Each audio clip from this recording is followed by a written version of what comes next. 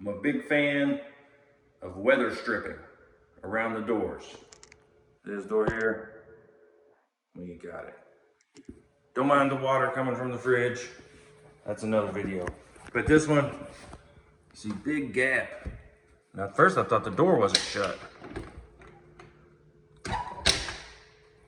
That's as shut as she gets. We want to keep the cool air in and the warm air out. We got the same thing going on with this door.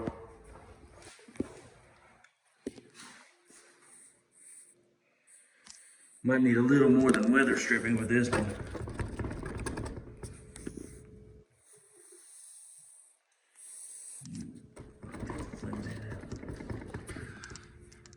Yeah, this one needs a little more than just some stripping.